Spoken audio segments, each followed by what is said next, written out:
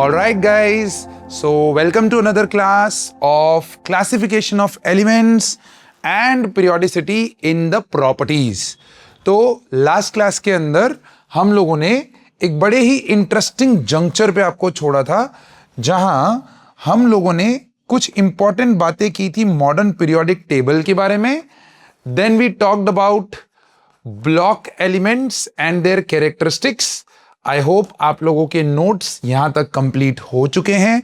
Block elements और उसकी characteristics, और सबसे इंपॉर्टेंट हर एक ब्लॉक का क्या इंपॉर्टेंट रहेगा, जनरल इलेक्ट्रॉनिक कॉन्फ़िगरेशन जो है वो बहुत इंपॉर्टेंट क्वेश्चन रहता है in your class 11th final exams as well as your UT exams, जो भी आपके होंगे अभी आने वाले स्कूल के जो यूटी एग्जाम्स हैं और हाफ ईयरलीज जो होंगे उसमें ये चैप्टर होने ही वाला है. फिर हमने बात किया था लास्ट क्लास में about the position of the elements, right.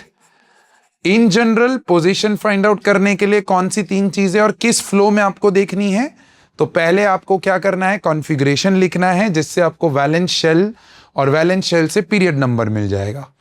Point number 2 आपको ब्लॉक आइडेंटिफाई करना है. एंड पॉइंट नंबर 3, जैसे ही ब्लॉक आइडेंटिफाई होगा तो एस ब्लॉक के लिए the number of electrons in the S subshell, right. P block के लिए it is the number of S electrons plus P electrons plus 10, right. Perfect है, yes, correct है. And in D block it is the number of n-1 D electrons and ns electrons, yes, perfect. तो उससे आपको group number मिल जाता है.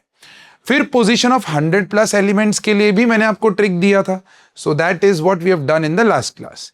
फिर last में जाते जाते हमने एक बहुत इंपॉर्टेंट बात की थी, that why certain number of elements in a particular period, है ना, कि 1 में 2 में 8, 3 में 8, 4th में 18, 5th में 18, 6th में 32 और 7 में 32 क्यों होता है. बिकॉज पर्टिकुलर सबशेल्स उसके अंदर भरती हैं, और वो पर्टिकुलर सबशेल्स जो हैं वो आपके नंबर ऑफ ऑर्बिटल्स के बारे में बताती हैं. And each orbital can contain 2 electron each, so that is why this is happening, right. So इस तरीके से हमने लास्ट क्लास में ये कवर अप किया था. एक quick review is always necessary so that आप लोग कनेक्ट हो जाएं, वार्म अप हो जाए. And that's how basically your chapter 3 was going, right. अब यहां से आपके चैप्टर 3 का सेकेंड पोर्शन शुरू होगा. अभी तक हमने क्या पढ़ा बच्चा, अभी तक हमने क्लासिफिकेशन को समझा. क्लासिफिकेशन कैसे होता है कि पहले सब एटॉमिक मासेस के बेसिस पे कर रहे थे, फिर पता चला कि atomic number is the fundamental property, फिर वहां से मॉडर्न पीरियोडिक टेबल बना. एंड वहां से मेरे प्यारे दोस्त हमें पता चला कि सर्टेन पीरियड के बाद आपकी प्रॉपर्टीज में सिमिलैरिटीज आती हैं. उन्हीं ट्रेंड्स और उन्हीं प्रॉपर्टीज को आज की क्लास में हम समझना चालू करेंगे. So there are set of 4 properties. पहले तो पीरियोडिक प्रॉपर्टीज कौन सी हैं पहले वो पता कर लेते हैं, और फिर उसके बाद उनके ट्रेंड्स पे काम करेंगे, राइट. सो पीरियोडिक प्रॉपर्टीज में आपके पास 4 different properties, and that is atomic radii, electronegativity, ionization energy and electron gain enthalpy. Okay, इन सारी प्रॉपर्टीज को मेरे बच्चे एटॉमिक प्रॉपर्टीज बोला जाता है, राइट. एक एटम की प्रॉपर्टीज हैं और इन एटॉमिक प्रॉपर्टीज के ट्रेंड्स के ऊपर अपने को काम करना है. अब समझो, जब भी हमें इस पार्ट को समझना है और इस पार्ट को स्ट्रक्चर करना है अपने दिमाग में, देखो है काफी सारा लर्निंग ही, लेकिन उस लर्निंग में भी अगर आप ब्रेन को एक स्ट्रक्चर दे दो ना, तो आपकी कहानी जो है वो आसान हो जाती है. ओके, तो इनके अंदर सबसे पहली चीज जो आपको नोट करनी है कि इन प्रॉपर्टीज को पढ़ते वक्त हम लोग इन प्रॉपर्टीज को 3 डिफरेंट सेगमेंट्स में बांटेंगे, right. What are those 3 different segments? तो पहला सेगमेंट होता है जिसको हम लोग बोलते हैं डेफिनेशन. हर एक प्रॉपर्टी की डेफिनेशन, क्या मीनिंग है डेफिनेशन का, मतलब क्या मीनिंग है उस टर्म का, कि एटॉमिक रेडियस का मतलब क्या, राइट. आयनाइजेशन एनर्जी का मतलब क्या, इलेक्ट्रॉन गेन एंथैल्पी का मतलब क्या, वो पार्ट हम पहले डेफिनेशन में समझेंगे, क्योंकि जब डेफिनेशन समझ में आएगा ना तो आपको ट्रेंड समझ में आएगा। बिकॉज डेफिनेशन, मीनिंग, और मीनिंग से फिर आपको ट्रेंड। अब ट्रेंड में फर्दर 2 पार्ट करेंगे। ट्रेंड हमेशा 2 पार्ट में चलेगा मेरे दोस्त। पहला पार्ट होगा कि हम लेफ्ट टू राइट का ट्रेंड समझेंगे, right? Always moving from left to right periodic table में एक पर्टिकुलर प्रॉपर्टी कैसे मूव करती है, ओके? फिर दूसरे पार्ट में हम लोग टॉप टू बॉटम, अब देखो दोनों के एरोस देख रहे हो, मैंने एरोस को ही अपनी निशानी बना लिया है कि जब भी मैं लेफ्ट टू राइट लिखूंगा मतलब I am talking about moving from here to here in the periodic table, and जब भी मैं टॉप टू बॉटम लिखूंगा I am moving from top to bottom, like that, okay? So these 2 types of trends we are going to do in each of the properties over here, all right? Next but last but not the least, भैया chemistry है ना? Chemistry है तो अपना रंग तो दिखाएगा ना, अपना रंग तो दिखाएगा। तो वहां पर मेरे प्यारे दोस्त आते हैं आप लोगों के exceptions. That's where the exceptions will come in, and this is the most troublesome. This is the most troublesome part. क्यों? मैं उसका कारण बताता हूं कि exceptions generally आप लोगों को ऐसा बोल दिया जाता है, रट लो, याद कर लो, ये exception है। बट ट्रस्ट मी, आप जब हमारे साथ ये टॉपिक कर रहे हैं तो पॉसिबली अगर मान लो कि 10 एक्सेप्शन है ना, तो 9 का तो मैं आपको लॉजिक ही दे दूंगा कि भैया ये एक्सेप्शन है तो क्यों है। I am not going to tell you कि just it is an exception. हाँ, इक्का दुक्का जगह पे yes I will have to say that, reason being कि वो पार्ट अभी किसी एक ऐसे पार्ट से कनेक्टेड है जो हायर स्टैंडर्ड्स में आप पढ़ोगे, हायर क्लासेस में।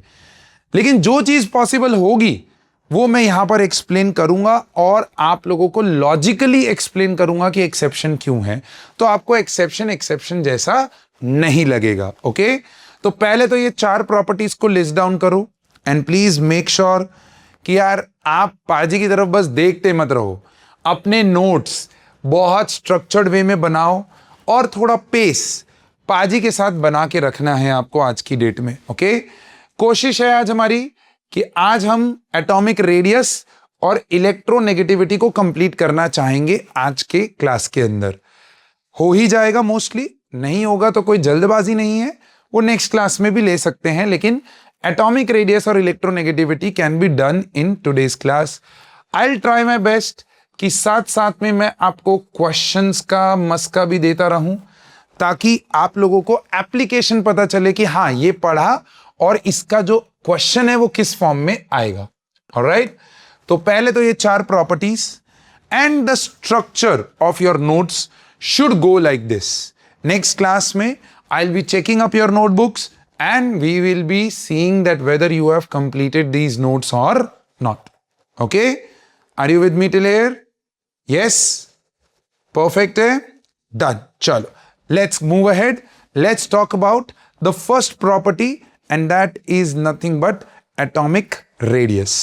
Okay? So atomic radius क्या होता है? तो पहले तो अपने को वो समझना है. So we need to define what is atomic radius. Okay? तो क्या लगता है आप लोगों को, what is atomic radius? If you guys can just give me a raise hand and ask and tell me what is atomic radius. Give me a raise hand please. What is atomic radius? What according to you feel that atomic radius could be? Yes. Let's go ahead with Krishiv. Yes, Krishiv. Sir atom की मतलब ताश्त को afford भी बताइए ना, और मतलब कोई उसका रेडियस होगा कि जितने तक हो। ओके अब देखो आपने जो बोला वो सही है। तो एटम का लेट्स से लास्ट शेल ये है, मान लो ये है, ओके? अब कैसे रेडियस, मतलब हाउ कहां से लूं रेडियस? यहां से लूं, यहां से लूं, यहां से कहां से लूं? हाँ, तो मेरे प्यारे दोस्त यार ऐसा आधा अधूरा स्टेटमेंट जब तुम देते हो तो फिर बोलते हो कि मार्क्स नहीं मिलते हैं?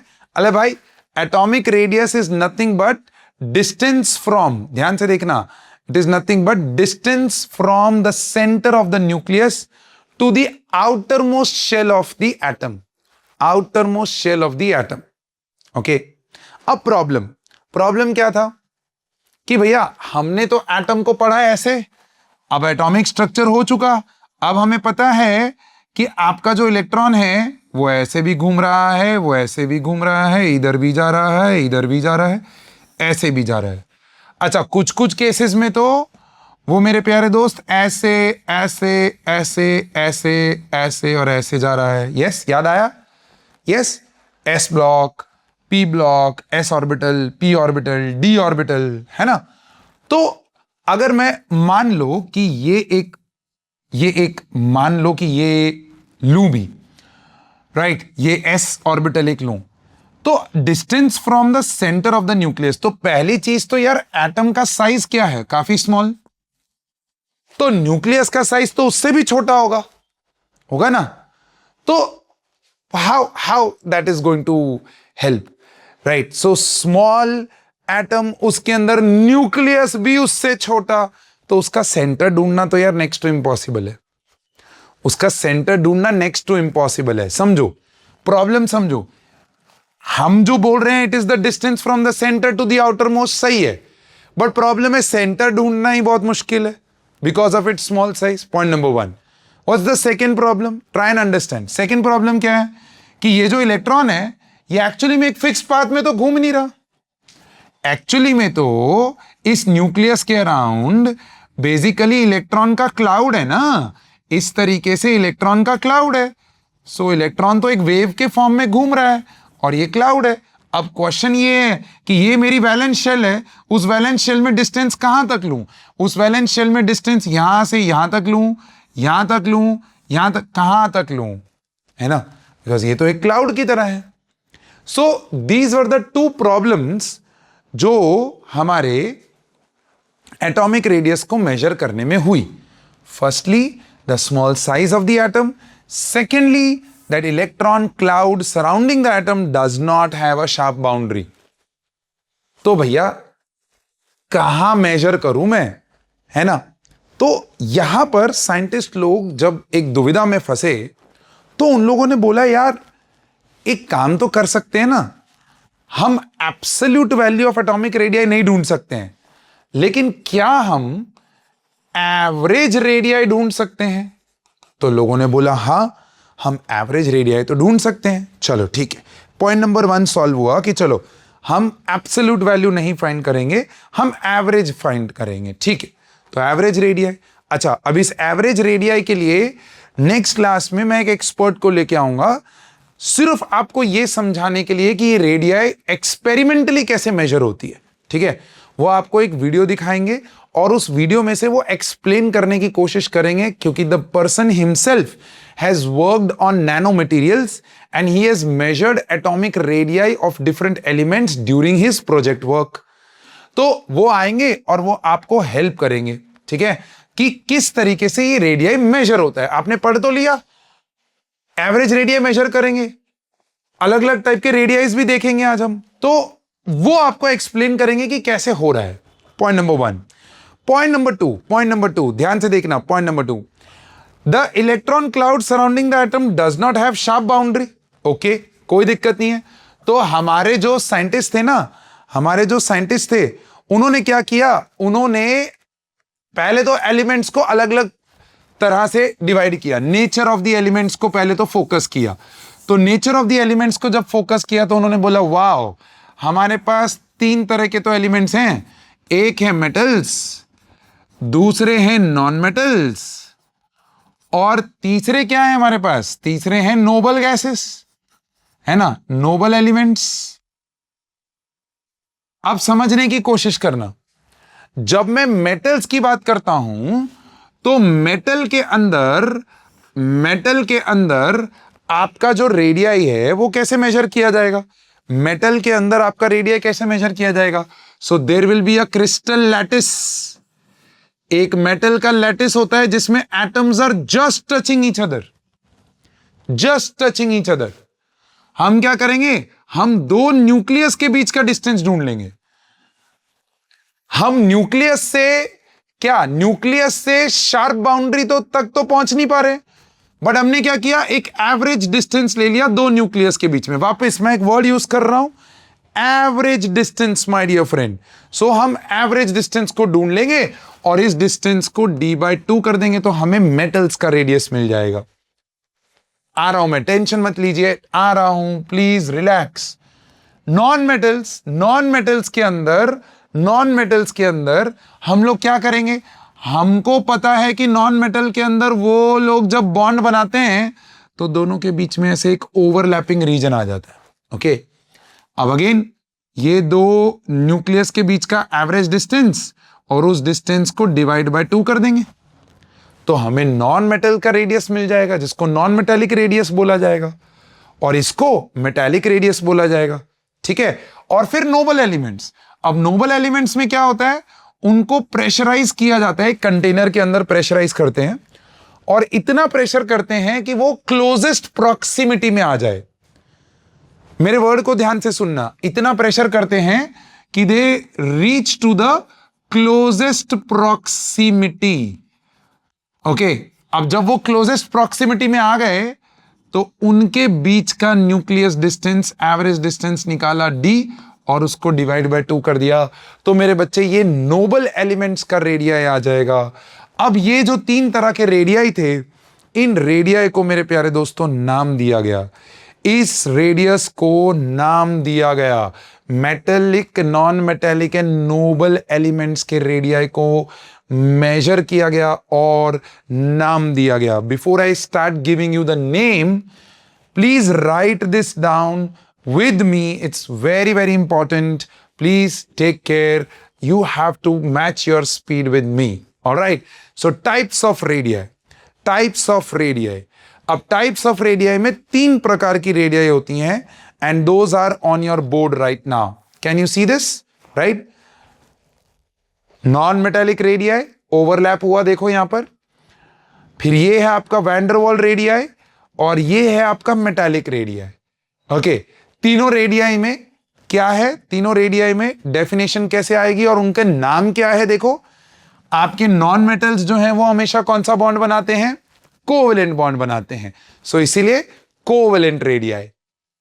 आपके मेटल्स कौन सा बॉन्ड बनाते हैं, मेटालिक बॉन्ड बनाते हैं, इसीलिए उस रेडियाई को नाम दे दिया गया मेटालिक रेडियस।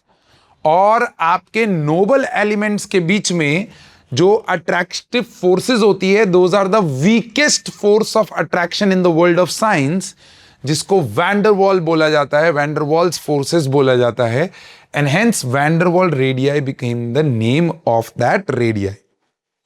ठीक है, how do we represent this, कैसे रिप्रेजेंट करते हैं कोवेलेंट रेडियाई को, आर और उसके सबस्क्रिप्ट में C, van der Waals radii R V and metallic radii R M. मेरे प्यारे दोस्त, अब जरा नोटिस करो क्या लिखा है। It may be defined as 1/2 the distance between the centres of the nuclei of two similar atoms bonded by a single covalent bond, उसको हम लोग कोवेलेंट रेडियाई बोलते हैं और ये जनरली नॉन मेटल्स में देखने को मिलता है। ओके, मेटल और मेटल आपस में बॉन्ड नहीं करते। वैंडरवॉल रेडियाई, वैंडरवॉल रेडियाई के अंदर आपके लिए बहुत इंपॉर्टेंट होगा van der Waal radii. So van der Waal radii my dear friend, van der Waal radii देखा जाता है दो ऐसे एटम्स के बीच में जिनके अंदर बेसिकली क्या रिएक्शन नहीं होता। ओके, तो अब देखो, जैसे मैंने यहां पर आर्गन का एक एटम ले लिया, आर्गन का एक एटम ले लिया, इनको मैंने कंप्रेस किया, क्लोजेस्ट प्रॉक्सिमिटी में लेके आया और ये भाई साहब के दो रेडियस, दो न्यूक्लियस जो आए, उन न्यूक्लियस के बीच में एक एवरेज डिस्टेंस निकाला और उसको d/2 कर दिया और इसको हमने मान लिया कि ये आर्गन का क्या है, वैंडरवॉल रेडियाई है, RV। Is that clear? Done. अच्छा, ये वैंडरवॉल रेडियाई दो मॉलिक्यूल्स के बीच में भी देखा जाता है। जैसे फॉर एग्जांपल मैं यहां पर फ्लोरीन का एक मॉलिक्यूल लूं, F2 मान लो, ऐसा करके मैंने एक मॉलिक्यूल लिया, तो F2 में क्या हो रहा होगा, F और F आपस में इस तरीके से पेयर कर रहे होंगे, राइट? ये आपने 10th में पढ़ा हुआ है, पेयरिंग। इन दोनों के न्यूक्लियस के बीच का डिस्टेंस निकाला, उसको d/2 कर दिया, तो ये जो निकला ना, ये मेरे प्यारे दोस्त आपका निकला कोवेलेंट रेडियाई। आपके फ्लोरीन का कोवेलेंट रेडियस है। लेकिन मान लो फ्लोरीन का एक मॉलिक्यूल और फ्लोरीन का दूसरा molecule, like that. So this is fluorine का दूसरा मॉलिक्यूल। अब अगेन इन मॉलिक्यूल्स को कंप्रेस किया, क्लोजेस्ट प्रॉक्सिमिटी में लेके आए, और हमने ये वाला और ये वाले न्यूक्लियस के बीच का डिस्टेंस निकाला और उसको d/2 कर दिया। तो ये भी फ्लोरीन का ही रेडियाई हुआ, लेकिन मेरे प्यारे दोस्त, this is the van der Waals radii of fluorine. This is the van der Waals radii of fluorine. Okay? And please always remember कि आपका covalent radii is always the smallest compared to a metallic radii, compared to a van der Waals radii. Now this is what you will not find in your slide. This is something which you should write in your header somewhere कि types of radii, yes it's a covalent. अब covalent radii समझ में आ गया होगा, right? Molecule जब बना, covalent molecule जब बना, उसके बीच का डिस्टेंस /2। वैन डर वाल रेडियाई, दो ऐसे एटम्स जो रिएक्ट ना कर रहे हो, या जो दो ऐसे molecules like fluorine, like chlorine, like bromine के मॉलिक्यूल्स को क्या किया, क्लोज प्रॉक्सिमिटी में लेके आए, तो उसके बीच के डिस्टेंस को वैन डर वाल रेडियाई। मेटालिक रेडियाई में क्या होता है कि आपका मेटल का ऐसे एक लैटिस होता है। लैटिस का मतलब क्या होता है, what is the meaning of lattice? Lattice means कि जब आप मेटल को सॉलिडिफाई करते हो तो उसके एटम्स का ना एक डेफिनेट अरेंजमेंट होता है, right? It's a definite arrangement. एक 3 डायमेंशनल स्पेस में एटम्स अपने आप को अरेंज करते हैं, and that arrangement leads to a formation of a very strong solid structure, जिसको हम लोग लैटिस वर्ड बोलते हैं, क्रिस्टल लैटिस। ओके, अब इस क्रिस्टल लैटिस में अगर आप देखो तो मैंने यहां मार्क किया हो, देखो ये एक एटम और ये दूसरा atom. Now these two atoms are just touching each other. आपको दिख रहा है यहां पर ओवरलैपिंग था, यहां पर जस्ट टच हो रहा है। अब जस्ट टचिंग के अंदर, लैटिस के अंदर जाके हमने एक एवरेज डिस्टेंस दो न्यूक्लियस के बीच का निकाला और उसको /2 कर दिया। तो ये जो बना, ये उस मेटल का मेटालिक रेडियाई बना मेरे प्यारे दोस्त। एंड वो मेटालिक रेडियाई जो है वो कोवेलेंट रेडियाई से बड़ा होगा, ऑब्वियसली, बिकॉज यहां सिर्फ टच हो रहे हैं जबकि यहां ओवरलैप हो रहे हैं। तो obviously covalent radii smaller, metallic radii उससे बड़ा, और वैन डर वाल रेडियाई में तो दो मॉलिक्यूल्स या दो एटम्स के बीच में गैप आ जाता है, तो वो तो सबसे बड़ा होगा। Are you getting my point? तो ये एक कहानी सबसे पहले जो आपको लिखनी है और समझनी है, टाइप्स ऑफ रेडियाई, उनकी डेफिनेशन एंड उनका मीनिंग आपको अपने दिमाग में डालना है, क्योंकि ये दिमाग में डलेगा तो आपको एटॉमिक रेडियाई का जो ट्रेंड है ना, वो बेसिकली समझ में आएगा बच्चे, वो बेसिकली समझ में आएगा, राइट? तो आई होप आप लोगों ने सबने मेरे साथ ये पार्ट को लिख लिया है। नहीं तो कोई टेंशन लेने की जरूरत नहीं है, जैसे ही वीडियो लाइव होगा आप इसको आराम से पढ़ सकते हैं, देख सकते हैं। And also I have shared these PDF files in your group so that you can refer it anywhere anytime. All right, done? चलो आगे बढ़ते हैं। Let's talk about the next part and that is nothing but trend in the atomic radii.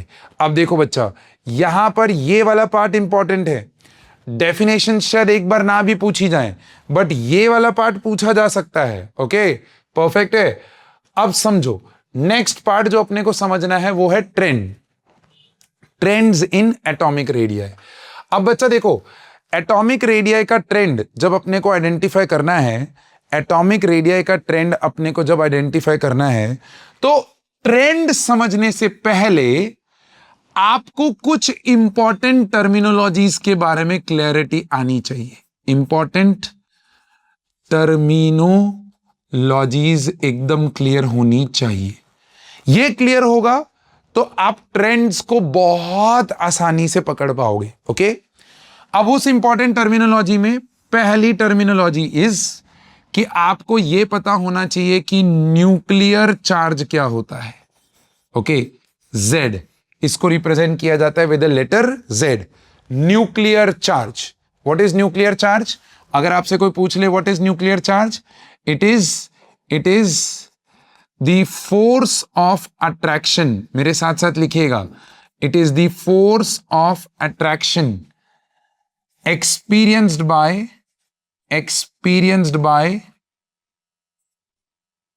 the electrons in an atom from the nucleus. Obviously, क्योंकि nucleus में protons हैं और electrons उसके around revolve कर रहे हैं, right, in 3 dimensional space. So there is a force of attraction. Okay, अब हुआ यूं कि जब हम मल्टी इलेक्ट्रॉन सिस्टम में घुसे तो उस मल्टी इलेक्ट्रॉन सिस्टम में क्या हुआ कि आपका न्यूक्लियस, ये रहा आपका न्यूक्लियस, और वो न्यूक्लियस जो है, मान लो कि ये मैंने एक डायग्राम बनाया, उसमें इलेक्ट्रॉन इलेक्ट्रॉन 1 2 3 4 5 6 7 एंड 8 होते हैं यहां पर, एंड ऐसे ही 8 आपको यहां पर देखने को मिलते हैं इन द थर्ड शेल. ठीक है, तो इस तरीके से मैंने आपको यहां पर एक डायग्राम बना के दिया और मैंने आपको एक सरप्राइजिंग पहले तो क्वेश्चन पूछ लिया. मैंने आपको पूछा कि बताओ, is this a single electron system और अ मल्टी इलेक्ट्रॉन सिस्टम? तो it's a very easy question and very easy answer कि sir it is a multi electron system. Good, बहुत बढ़िया. अब इस मल्टी इलेक्ट्रॉन सिस्टम में क्या हुआ कि आपका जो न्यूक्लियस है वो फोर्स ऑफ अट्रैक्शन तो लगा रहा है, right? So every electron is getting attracted towards the nucleus like that. That is तो देयर, उसमें कोई डाउट ही नहीं है. So there is a force of attraction जिसको हम न्यूक्लियर चार्ज बोलते हैं. बट जब ये न्यूक्लियस वैलेंस शेल के इलेक्ट्रॉन्स को अपनी तरफ अट्रैक्ट कर रहा था, नाउ थिंक अबाउट इट, जो भी प्रॉपर्टीज आनी है ना, एटम की जो भी प्रॉपर्टीज बनती हैं वो हमेशा वैलेंस शेल के इलेक्ट्रॉन्स की वजह से ही बनती हैं. प्लीज मेरे स्टेटमेंट को ध्यान से वापस से सुनना. All the properties of an atom are basically defined by the number of valence electrons in that atom. And valence electrons valence shell में होते हैं, उसके ऊपर एक force of attraction लगा हुआ था. But हुआ यूं कि वो force of attraction से खींच तो रहा था, but क्या हुआ, ध्यान से देखना, क्या हुआ. Now if this is the nucleus, think about it. If I am the nucleus, this mouth is the nucleus, I am attracting basically my hand towards the face, right? अब हुआ कि ये 2 हाथ हैं, अब मैं पीछे वाले हाथ को जब मैं अट्रैक्ट कर रहा था तो ये आगे वाला हाथ बोला, ओए पहले मेरी बारी है, मैं हूं पहले, यस और नो. तो मैं जब इसको अट्रैक्ट कर रहा था, इसको भी अट्रैक्ट कर रहा था, तो ये बंदे ने इसको रिपल्शन देना चालू किया. That force of repulsion, my dear friend, in a multi-electron system, there is a force of repulsion by the inner shell electrons to the outer shell electrons. Okay, so यहां पर मैं लिख रहा हूं force of repulsion by the inner shell electrons to the outer shell electrons. This force of repulsion, my dear friend, is given a terminology called shielding. क्या हुआ, मैं इसको अट्रैक्ट कर रहा था, मैं इसको भी अट्रैक्ट कर रहा था, लेकिन ये इधर से रिपल्शन देना चालू किया. अब हुआ क्या कि मेरा जो न्यूक्लियर फोर्स इस तक पहुंचना चाहिए था वो एक्चुअली में शील्ड हो गया. क्यों? क्योंकि इसने एक फोर्स ऑफ रिपल्शन लगाना चालू किया. So the phenomena over here is known as shielding. अब इसकी वजह से होता क्या है, ध्यान से समझना कि ये जो इलेक्ट्रॉन है, मान लो कि 10 न्यूटन फोर्स से ये अट्रैक्ट हो रहा था, लेकिन अंदर से एक फोर्स ऑफ रिपल्शन आया ऑफ 3 न्यूटन. तो डू यू एग्री कि ये जो वैलेंस इलेक्ट्रॉन है, इसके ऊपर एक नेट फोर्स ऑफ अट्रैक्शन लगेगा, that is 7 newton, right? That 7 newton force, my dear friend, that 7 newton force in a multi electron system is known as effective nuclear charge, जिसको ZF बोला जाता है. जिसको क्या बोला जाता है? ZF.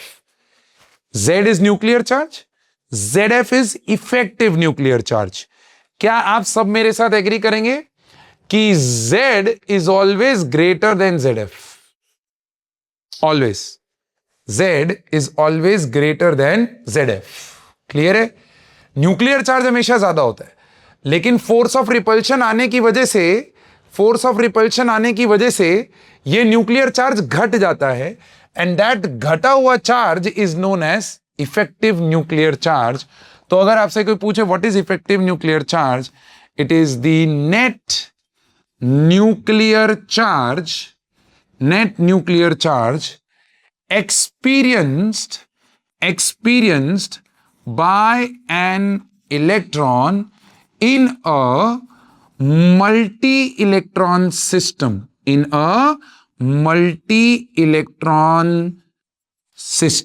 That is what you need to understand. Is this clear? Perfect है. क्या ये कहानी समझ में आ रही है? ये तीनों टर्म्स को अच्छे से लिखो. इंपॉर्टेंट टर्मिनोलॉजीज बहुत बहुत बहुत इंपॉर्टेंट हैं. Please note this down.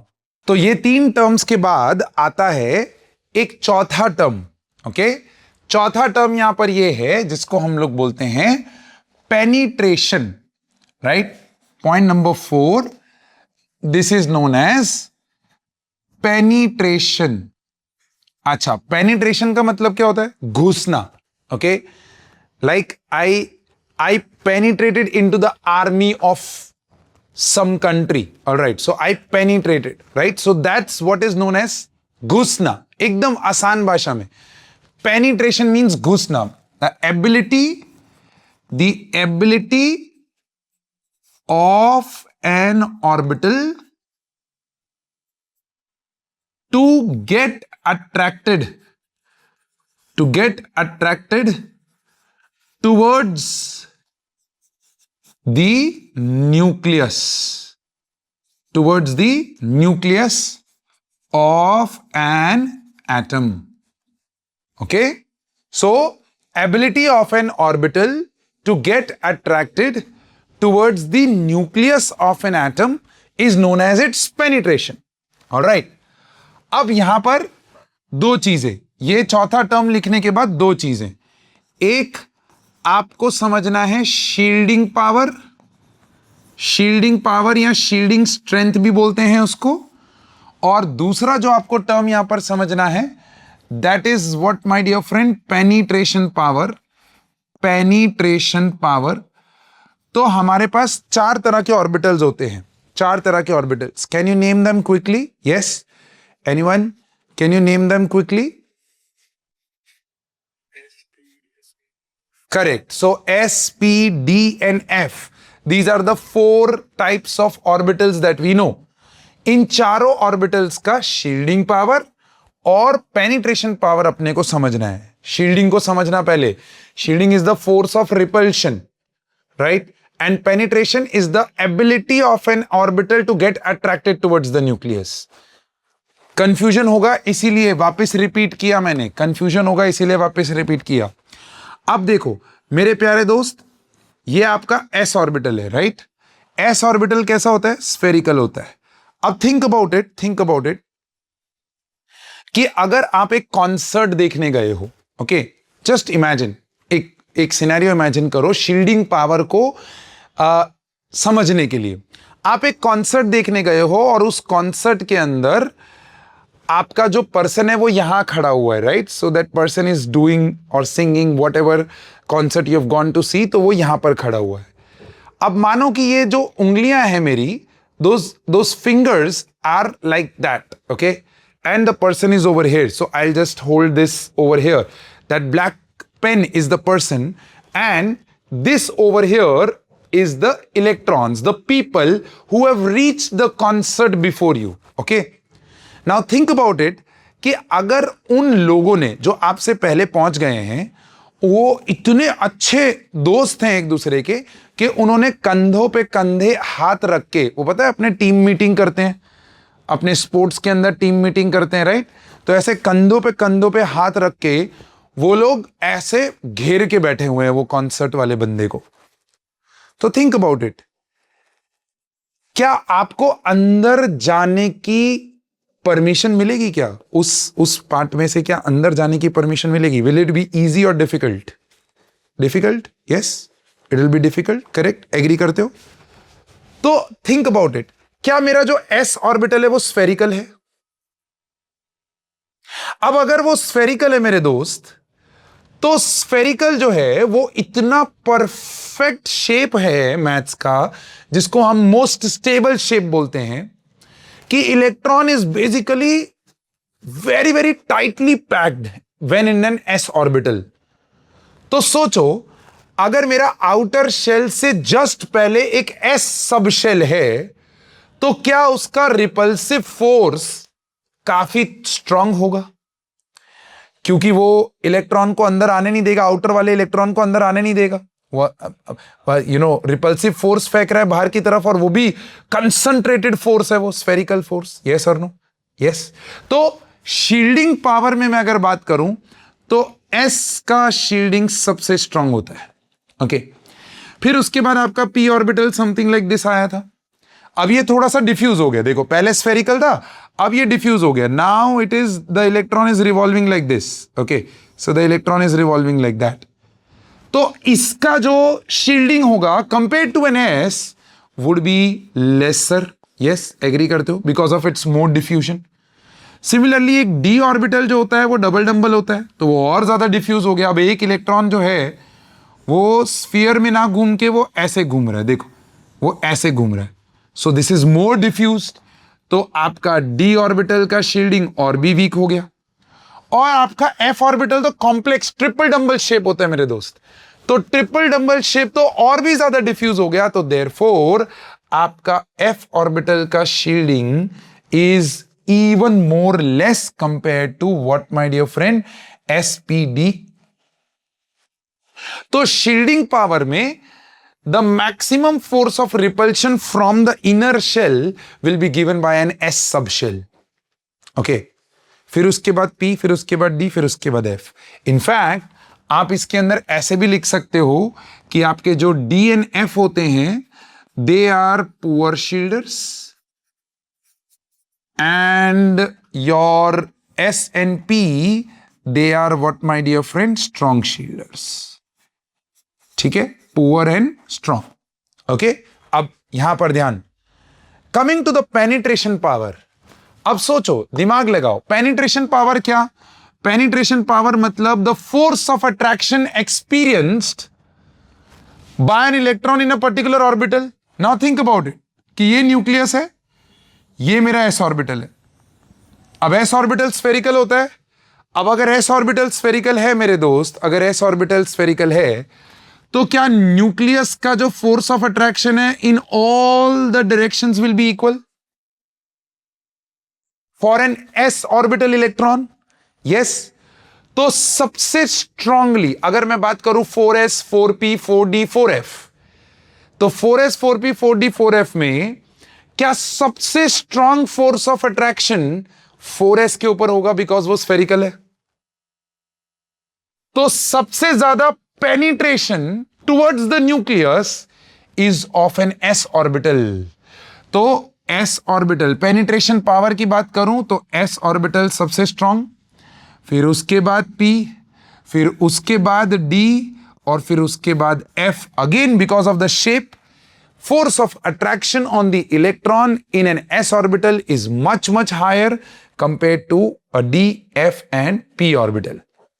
तो अगर आपसे कोई पूछे कि फोर्थ शेल, उस फोर्थ शेल के अंदर spdf का कॉन्फ़िगरेशन कैसे लाई कर रहा है, तो आप बोलोगे देखो सर, ये फोर्थ शेल में s वाला न्यूक्लियस के थोड़ा ज्यादा पास होगा, बिकॉज उसका पेनिट्रेशन ज्यादा है, फिर p होगा, फिर d होगा, और फिर f होगा, because of the shape of these orbitals। Is that clear?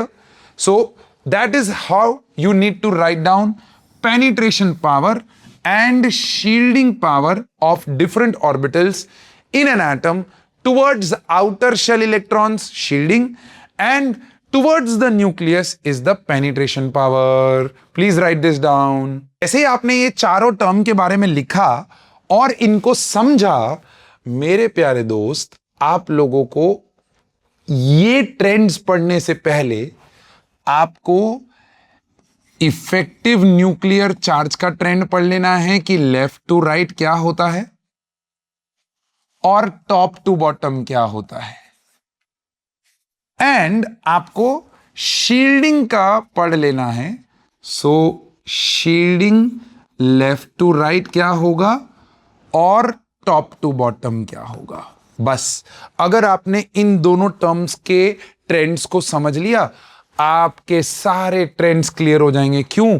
वो आपको पता चलेगा जैसे जैसे हम प्रॉपर्टीज करेंगे। देखो सोचो, सो लेफ्ट टू राइट में मैं एक पीरियड लेता हूं, ठीक है। Let me take a period, let's say lithium वाला जो पीरियड है, second period. So lithium, beryllium, boron, carbon, nitrogen, oxygen, fluorine and neon. Okay, जिसमें अगर आप नोटिस करो तो एटॉमिक नंबर 3, 4, 5, 6, 7, 8 और 9।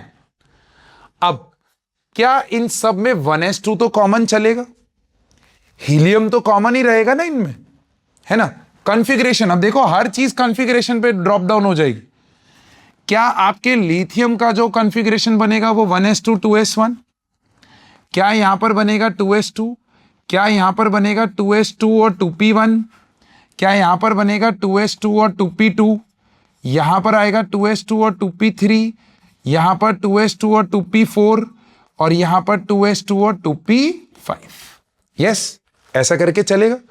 अब जरा नोटिस करो, क्या लेफ्ट टू राइट जब मैं मूव कर रहा हूं, while I am moving from left to right, is my shielding nearly constant?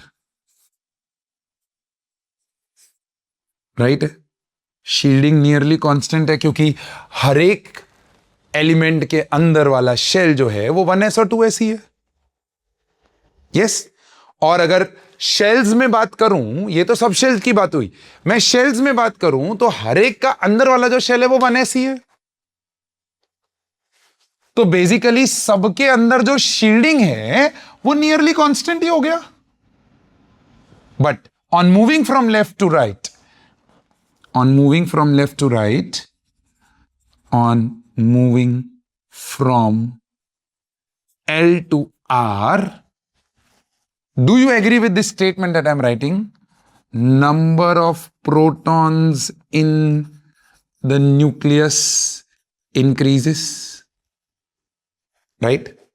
Therefore, Z increases and Z effective increases because shielding तो कांस्टेंट है। अब सोचो मैं एक फॉर्मूला दे रहा हूं, वो फॉर्मूला को समझना, ये शील्डिंग को बाद में उठाते हैं, फॉर्मूला को समझना। क्या मेरा जो इफेक्टिव न्यूक्लियर चार्ज है that is nuclear charge minus sigma, where sigma is the shielding constant? बोलो हाँ कि ना। Sigma is the shielding constant. अब ये चीज अगर कांस्टेंट रह रही है और लेफ्ट टू राइट मूव होने पे अगर ये चीज इंक्रीज हो रही है तो डू यू एग्री कि ये चीज भी इंक्रीज होगी? अब ये मैथ्स कर दिया मैंने आपके लिए। देखो केमिस्ट्री समझना थोड़ा टफ हो सकता है, लेकिन मैथ्स तो यार इजी हो गया ना। ये कांस्टेंट हो गया है, नियरली कांस्टेंट हो गया है। तो मुझे बताओ लेफ्ट टू राइट मूव होने पे अगर ये इंक्रीज हो रहा है because the number of protons are increase, तो जेड इफेक्टिव इंक्रीज हो रहा है कि नहीं? Give me a thumbs up, come on let's go. Yes और नो? क्या ये कहानी समझ में आ रही है? तो on moving from left to right your Z effective, देखो moving from left to right your Z effective increases. My dear friend ध्यान से समझना, लेफ्ट टू राइट का ट्रेंड किसका? जेड इफेक्टिव का। यार आप सोचो, अगर पाजी 15 मिनट 20 मिनट सिर्फ इतने से टॉपिक पे जान लगा रहा है तो आपको यह चीज समझनी पड़ेगी कि यार ये ही इंपॉर्टेंट है। पूरी इनऑर्गेनिक केमिस्ट्री को समझने के लिए ये दो ही टर्म इंपॉर्टेंट है, और अगर ये समझ में आ गया काम तमाम आप लोगों का, और सॉरी ये चैप्टर का। यस और नो? अरे बोलो कहानी समझ में आई कि नहीं आई? यस। अब देखो ध्यान, एकदम आराम से समझना। Top to bottom, we are going top to bottom, ये लिख लेना चाहिए आपको अभी तक, राइट? टॉप टू बॉटम जाने के लिए क्या हो रहा है? तो टॉप टू बॉटम जाने के लिए मैं सबसे पहले एक ग्रुप पकड़ लेता हूं। तो मान लो मैंने पहला ग्रुप ही पकड़ लिया, लिथियम सोडियम लीना की रब से फरियाद। याद आया? So lithium sodium potassium rubidium caesium francium. अब मजा सुनो, मजा सुनो। क्या ये एटॉमिक नंबर 3 था, ये 11 था, ये 19 था? आया याद? 8 8 फिर 18 ऐड करना है, तो 18 ऐड करोगे तो कितना आएगा बोलो? 18 ऐड करोगे तो कितना आएगा? 37। फिर वापस 18 ऐड करना है तो कितना आएगा? बोलो बोलो, 55 आएगा ना। और फिर 32 ऐड करना है तो 87। अब जरा नोटिस करो, जरा नोटिस करो, जब हम एक ग्रुप में नीचे जाते थे तो मेरे प्यारे दोस्त क्या चेंज होता है? क्या इसका वैलेंस शेल 2s1 था? क्या सोडियम में वैलेंस शेल 3s1 था? क्या पोटेशियम में वैलेंस शेल 4s1 था? इफ यू रिमेंबर, हमने वो कॉन्फ़िगरेशन वाला पूरा टेबल दिखाया था आपको, है ना? फिर ये 5s1, फिर ये 6s1 और फिर ये 7s1। तो as we move top to bottom, क्या आपको दिख रहा है एक शेल इंक्रीज हो रहा है, right? One shell is increasing every time I move from top to bottom. देखो, यहां पर सेकेंड शेल था, यहां पर थर्ड हो गया, यहां पर फोर्थ हो गया, यहां पर फिफ्थ, यहां पर सिक्स, यहां पर 7। So as you move top to bottom, shell valence electron is added to newer shell। अब जब वैलेंस इलेक्ट्रॉन न्यूअर शेल में ऐड हो रहा है, मतलब वैलेंस शेल और न्यूक्लियस के बीच में there are more number of electrons जो उसको शील्ड कर रहे हैं, राइट? तो डाउन द ग्रुप जाने पे, टॉप टू बॉटम जाने पे, शील्डिंग overpowers Z इफेक्टिव। कोई आपसे पूछे down the group Z effective क्या होता है, तो वो भी इंक्रीज ही हो रहा है भैया, नंबर ऑफ प्रोटॉन्स तो बढ़ ही रहे हैं ना। आप देखो, एटॉमिक नंबर से नंबर ऑफ प्रोटॉन्स मिलते हैं भैया, वो तो बढ़ ही रहे हैं, तो Z इफेक्टिव तो बढ़ ही रहा है, लेकिन शील्डिंग इतना स्ट्रांगली बढ़ रहा है कि shielding overpower Z effective. तो हम ऐसा लिख देते हैं कि on moving from top to bottom, Z effective relatively decreases. Left to right में वो क्या हो रहा था? इंक्रीज हो रहा था, because electron is added in the same shell on moving from left to right, तो Z इफेक्टिव इंक्रीज हो रहा था। बट टॉप टू बॉटम जाने पे electron is added to a newer shell, therefore shielding overpower Z effective, and hence relatively Z effective decreases down the group। Clear है ये चीज? Clear है ये चीज? बहुत important, this is very very important, please focus करो, important है, बहुत बहुत बहुत इंपॉर्टेंट है ये चीज। माइंड इट, ये दो टर्म्स समझ में आए तो आपकी कहानी चैप्टर 3 में आहा मजेदार हो जाएगी। लेकिन अगर इनमें दुर्गति हुई तो चैप्टर 3 भी दुर्गति, चैप्टर 4 भी दुर्गति। केमिकल बॉन्डिंग में भी कुछ समझ नहीं आएगा, बिकॉज वहां पर भी ये टर्म्स यूज होंगे। Talking about shielding, talking about shielding, ध्यान से सुनना।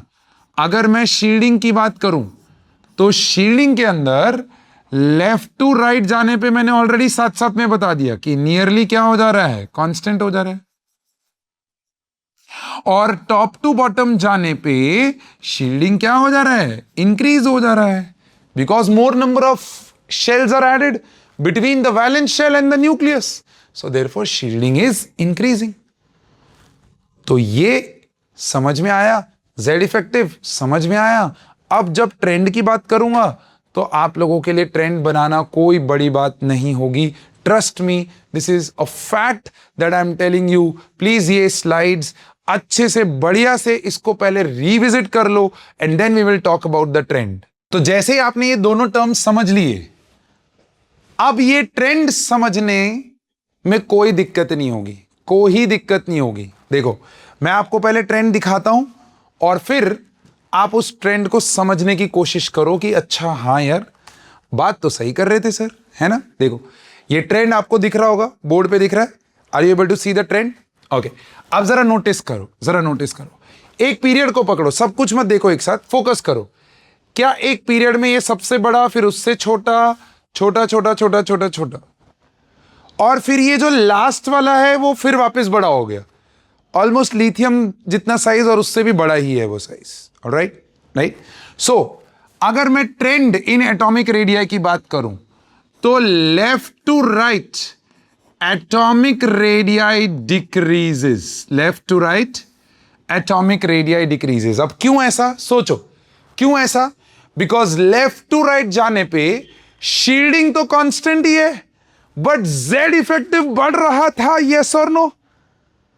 और अगर जेड इफेक्टिव बढ़ रहा था, अगर जेड इफेक्टिव बढ़ रहा था तो आपका जो वैलेंस शेल है वो कॉन्ट्रैक्ट होता जाएगा on moving from left to right. So therefore atomic radii decreases because left to right Z effective increases. ये रहा कीवर्ड. अब बच्चा पूछता है सर क्वेश्चन कैसे आएगा इस पार्ट में से, how the question is going to be asked. तो वो क्या करेगा, वो आपको बेसिकली ऐसे एटॉमिक रेडियाई दे देगा, मतलब 2 4 5 एलिमेंट्स दे देगा और बोलेगा कि भाई अरेंज करो इन the order of their atomic radii. जैसे मैंने आपको दे दिया लिथियम, फिर कार्बन, फिर ऑक्सीजन, फिर नाइट्रोजन और फिर यहां पर नियॉन.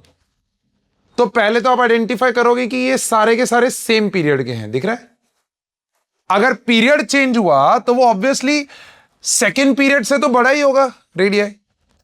पीरियड चेंज हुआ तो आप नीचे वाले रेडिया देखो, ये देखो, ये वाले रेडियाई ऊपर वाले रेडिया से तो बड़े ही है ना. Down the group atomic radii is going to increase because Z effective decreases. So top to bottom अगर मैं ट्रेंड लिखूं तो atomic radii increases. Why? Because Z effective decreases and shielding increases. इसीलिए डाउन द ग्रुप जाने पे radii बड़ा होगा. और लॉजिक है, वो तो क्लियर है. अब मेरे को उस पर टाइम नहीं डालना है, वो डाल दिया हमने ऑलरेडी टाइम. अब अगर किसी को भी ये डाउट है तो बस कुछ नहीं, वीडियो को रिवर्स करो, वापस से देख लो कि शील्डिंग और जेड इफेक्टिव में सर क्या समझा रहे हैं, कहानी खत्म हो जाएगी. अब ये आपको दिया, आपको पहले ये समझना है कि क्या ये एक ही पीरियड के हैं, तो भैया इनके कॉन्फ़िगरेशन से पता चल जाएगा. लेकिन क्या इन्होंने लेफ्ट टू राइट जाने पे अरेंजमेंट सही रखा है? तो पहले अरेंज कर लो, एक मिनी पीरियोडिक टेबल बना लो कि लिथियम के बाद यस ऑर्डर में कार्बन आएगा. देखो लिथियम के बाद कार्बन आएगा, लेकिन फिर उसके बाद ऑक्सीजन नहीं आएगा, उसके बाद नाइट्रोजन आएगा. तो नाइट्रोजन आ गया, फिर ऑक्सीजन आ गया, फिर नियॉन आ गया. अब यहां तक आपके रेगुलर एलिमेंट्स हैं और लेफ्ट टू राइट जाने पे एटॉमिक रेडियाई डिक्रीज होता है, तो आपने ट्रेंड में डाल दिया. और ये जो हैं ये आपके नोबल एलिमेंट्स हैं, इनर्ट एलिमेंट्स. इनका जो रेडियाई होता है वो वैन डर वाल रेडियाई होता है और वो सबसे लार्जेस्ट होता है. वो हम ऑलरेडी पढ़ के आए. वैन डर वाल radii is always the largest. तो इन अ गिवन पीरियड एक्सेप्शन क्या रहा कि आपके जो नोबल गैसेस होते हैं उनका रेडियाई सबसे लार्जेस्ट होता है मेरे प्यारे दोस्त. So neon, lithium, carbon, nitrogen, oxygen, and that's how basically your radii का trend from the question that is given above you will mention and you will find an option जिसमें ऐसा दिया हो. तो सबसे पहले आप एक हेडिंग डालेंगे, trends in atomic radii. Left to right का ट्रेंड डालेंगे, उसका रीजन लिखेंगे. टॉप टू बॉटम का ट्रेंड डालेंगे, उसका रीजन लिखेंगे. एंड फिर उसके बाद मेरे प्यारे दोस्त एक्सेप्शंस लिखेंगे. You will write down the exceptions. वो आप हेडिंग डालेंगे. जैसा कि मैंने आपको बोला, हमारा जो स्ट्रक्चर रहेगा नोट्स का वो कैसा रहेगा कि हम पहले डेफिनेशन समझेंगे, फिर जनरल ट्रेंड समझेंगे और जनरल ट्रेंड के बाद फिर हम एक्सेप्शंस को देखेंगे कि अच्छा ये एक्सेप्शन है तो है क्यों. So exception number 1, left to right noble gases have highest atomic radii because of van der Waal radii. Because of van der Waal radii. Is this clear? Easy. Left to right का trend समझ में आया. So that's one part of exception. फिर आएगा आपका second part of exception. What is that? Top to bottom. मेरे प्यारे दोस्त, टॉप टू बॉटम के अंदर, टॉप टू बॉटम में अगर आप देखोगे रेगुलरली एटॉमिक रेडियस इंक्रीज हो रहा है. रेगुलरली एटॉमिक रेडियस इंक्रीज हो रहा है. कहां दिक्कत है? आप यहां देखो, ऑब्जर्व करो कहां दिक्कत है. ये वाला जो पीरियड है वो, और यहां से जब आप इधर जा रहे हो वो ऑलमोस्ट एटॉमिक रेडियस कांस्टेंट हो जा रहा है. ऑलमोस्ट एटॉमिक रेडियस कांस्टेंट है ना. कुछ कुछ जगहों पे तो इंक्रीज भी हो रहा है. देखो ये छोटा है और ये उससे बड़ा है. अब ऐसा क्यों हो रहा है? So on moving from sixth period to seventh period, top to bottom move किया ना हमने, सिक्स्थ से सेवेंथ पीरियड गए, तो क्या हो रहा है? On moving from top to bottom from sixth period to seventh period क्या हुआ? ध्यान से देखना. 14 electrons filled in lantanoid elements, that is F subshell, which is poor shielder. Hence Z effective increases and atomic radii contracts. Moving from top to bottom, Z effective क्या होना चाहिए था? Decrease होना चाहिए था. बट यहां के केस में वो इंक्रीज हो गया. क्यों? बिकॉज जो ये 14 इलेक्ट्रॉन भरे गए ना, वो एफ सबशेल में थे, और वो एफ सबशेल पुअर शील्डर होता है. अब ये मत पूछना सर ये तो हमें पता ही नहीं. अबे शील्डिंग पावर में बता दिया. अब वो इतना पुअर शील्डर है कि जेड इफेक्टिव ओवर पावर कर गया यहां पर, और उसी की वजह से एटॉमिक रेडियाई कॉन्ट्रैक्ट हो गया. एंड दिस फिनोमिना मेरे प्यारे दोस्त is known as lanthanoid contraction. Lanthanoid contraction. Please अच्छे से लिखो इस चीज को, बहुत इंपॉर्टेंट है कि सिक्स्थ से सेवेंथ पीरियड मूव करते हैं तो 14 इलेक्ट्रॉन्स जो हैं वो बेसिकली एफ सबशेल में जाते हैं, which are poor shielders, and hence Z effective increases and atomic radii contracts. This contraction is known as lantanoid contraction. अब समझ लो, ये एक्चुअली में आपका 12th स्टैंडर्ड का फिनोमिना है. डीएनएफ ब्लॉक करके चैप्टर आता है, उसमें हम लोग ये चीज और डिटेल में पढ़ेंगे. इनफैक्ट डिटेलिंग हो ही गया है काफी हद तक, बट वहां हम और इसके ऊपर एम्फेसिस देंगे. उसका कारण कि वहां पूछे जाने का चांस है, यहां पर पूछे जाने का chance is very very less. 11th की टेक्स्ट बुक्स में ये फिनोमिना इंक्लूड नहीं करते हैं जनरली, बट अगेन कुछ कुछ टीचर्स स्कूल्स के अंदर ये वाले फिनोमिना को क्या करेंगे, they will include that in your 11th itself. वो पढ़ा देंगे क्लास में. तो डिपेंडिंग ऑन योर स्कूल, अगर आपके टीचर ने ये कवर किया है तो then you will have to make sure कि आप ये अच्छे से लिख लें, क्योंकि ये सीधा सीधा 2 मार्कर क्वेश्चन आता है as define lantanoid contraction.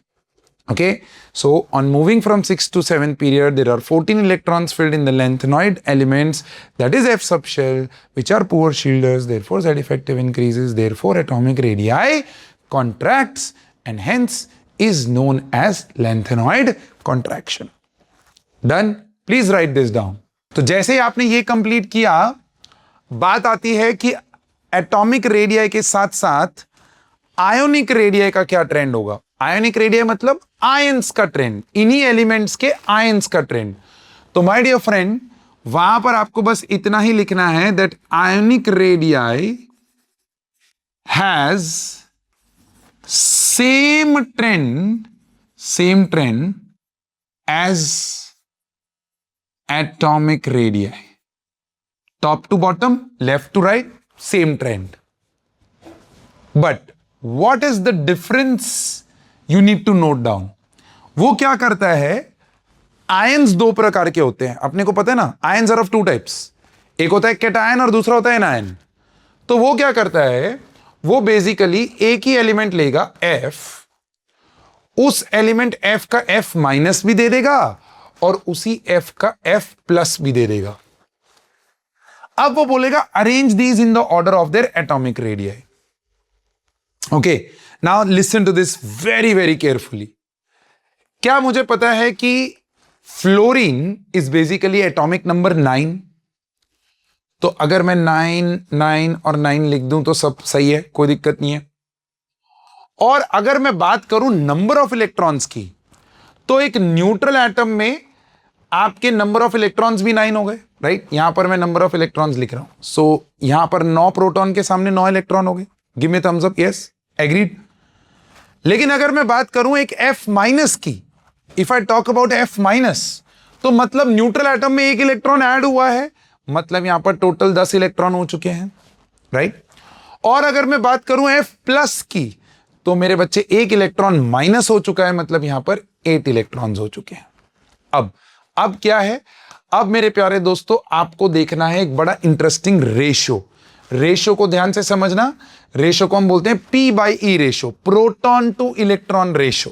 Okay, यहां पर मैं बाजू में लिख रहा हूं, higher the P/E, higher P/E implies higher is Z effective. जितना P/E रेशो हायर, और लॉजिक है ना, प्रोटॉन टू इलेक्ट्रॉन में अगर प्रोटॉन का रेशो हायर है एटम में, तो ऑब्वियसली उसका Z इफेक्टिव क्या होगा, ज्यादा ही होने वाला है. Because sorry proton electron ratio से रेडियो एक्टिविटी को भी फर्क पड़ता है. बिल्कुल सही है, परफेक्ट, यस. तो basically higher the P/E, higher is the Z effective. Agreed.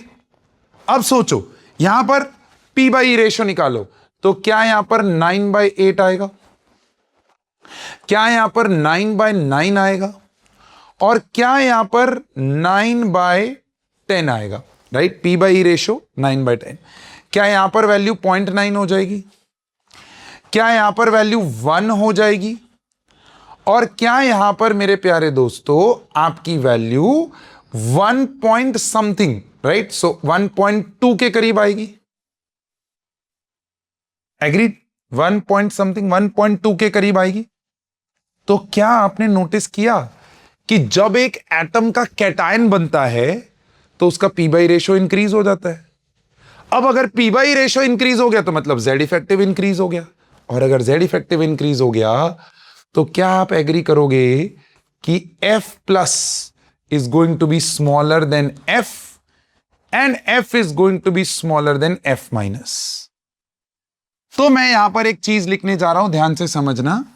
इस चीज को हम लोग बोलते हैं पेरेंट एटम, और इस चीज को हम लोग बोलते हैं उस पेरेंट एटम का एनायन, और इस चीज को हम लोग बोलते हैं उस पेरेंट एटम का cation. So what I am going to write down in the ionic radii is going to be the next very very important line, और इसका give reason question आता है directly, right. मैं यहां पर लिख रहा हूं, cations are always smaller than their parent atoms, whereas anions are always larger than their parent atoms. इसका reason I am expecting you guys to write down. मैंने पूरा एक्सप्लेनेशन यहां पर दिया. It is because P/E ratio increases, therefore Z effective increases, therefore cations are always smaller than their parent atoms. And on the other hand, P/E ratio decreases, therefore Z effective decreases, therefore they are always larger. Z effective जितना ज्यादा होगा उतना contraction होगा radium में. Yes, give me thumbs up. Yes, agree करते हैं. Z effective higher मतलब atomic radii smaller. Perfect. Done. Please write this down अच्छे से. After noting this down, we need to talk about a very very important species called isoelectronic species. Anyone remembers what is isoelectronic species? हम लोगों ने ये आपको chapter number 2 के अंदर एक टास्क दिया था. Isotopes, isobars, isotones and isoelectronic species लिख के आने का. याद आया? Yes yes, please let me know. Correct. Isoelectronic species are the species which have same number of electrons. Same number of electrons. Excellent. Right? अब मान लो मैंने यहां पर एक आपको स्पीशी दिया. मैंने बोला मेरे पास Na+ है, मेरे पास Mg2+ है, मेरे पास O2- है और मेरे पास F- है. ठीक है? क्या सारे के सारे 10 इलेक्ट्रॉन स्पीशीज हैं? गिव मी अ यस और नो. क्या ये सारे के सारे 10 इलेक्ट्रॉन स्पीशीज हैं? नंबर ऑफ इलेक्ट्रॉन्स की बात करूं. यस, 10, ये भी 10, ये भी 10. क्योंकि एटॉमिक नंबर 8 होता है ना, उसमें 2 इलेक्ट्रॉन ऐड हुए. Atomic number 9 2 electron. Atomic number 12 2 minus हुए. एटॉमिक नंबर 11 1 माइनस हुआ. अब वो क्या करेगा? ऐसी आइसो इलेक्ट्रॉनिक स्पीशीज देगा और बोलेगा arrange them in the order of their atomic radius. Okay, again करना कुछ नहीं है आपको मेरे प्यारे दोस्त. आपको अभी अभी एक रेशो लेना सिखाया, P/E रेशो. P/E रेशो निकालेंगे तो ये 11/10 होगा, ये 12/10 होगा, ये 8/10 होगा और ये 9/10 होगा. सबका वैल्यू 1.1, 1.2, 0.8 एंड 0.9. जिधर Z इफेक्टिव ज्यादा उसका atomic radii come. Okay, because Z effective ज्यादा होगा, P/E रेशियो ज्यादा, Z इफेक्टिव ज्यादा. अब Z इफेक्टिव ज्यादा तो मेरे प्यारे दोस्त हाईएस्ट Z इफेक्टिव किसका है? मैग्नीशियम का. तो मैग्नीशियम 2+ का साइज सबसे छोटा हो जाएगा. ऑलराइट. फिर उसके बाद किसका होगा?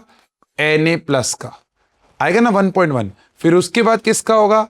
F- 0.9 और नहीं सॉरी, उसके बाद आएगा O2-, क्योंकि ये 0.8 है लेसर, तो ये लेस Z इफेक्टिव, ये मोर Z इफेक्टिव, ये मोर Z इफेक्टिव.